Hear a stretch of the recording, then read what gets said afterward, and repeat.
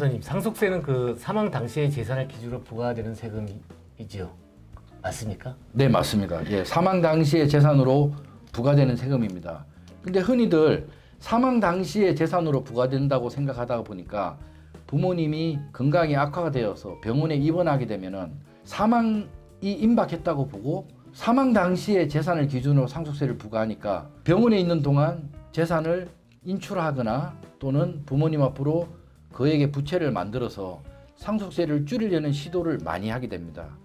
그래서 실제로 재산이 인출되고 사망할 당시에는 예금 잔액이 상당히 줄어들어 있고 또는 부동산이 처분되어서 부동산이 없어지는 경우도 있고 이런 경우가 많은데 이렇게 생각하면 크나큰 착오입니다. 상속세 및 증여세법, 즉 상속세법에는 이러한 경우를 대비해서 일정 기간 사라진 예금, 사라진 현금, 사라진 부동산 또는 추가로 부담되는 부채에 대해서 상속인이 상속받은 걸로 추정하고 있습니다. 즉 상속인들이 이렇게 숨겨진 사라진 또는 재산에 대해서 입증하도록 입증 책임을 부여하고 있는 것입니다.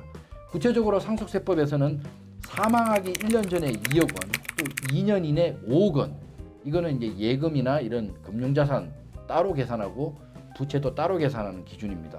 그래서 이렇게 2억 원과 5억 원이 부모님 명의의 계좌에서 인출되거나 또는 채무를 새로 부담했을 경우에 세법은 이 부분을 상속인이 상속받은 걸로 추정해서 상속인이 입증 못하면은 그 금액의 최고세율 50%로 상속세를 부과하게끔 되어 있습니다. 매우 무서운 규정이죠. 그리고 세무조사에서 가장 많이 문제가 되는 규정이기도 합니다.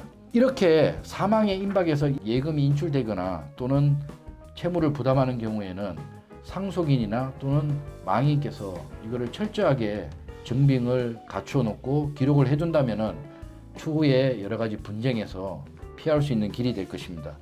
실제로 제가 상속세 업무를 하면서 있었던 일인데 망인이 사망하기 6개월 전에 예금 계좌에서 약 10억 원이 인출되었습니다.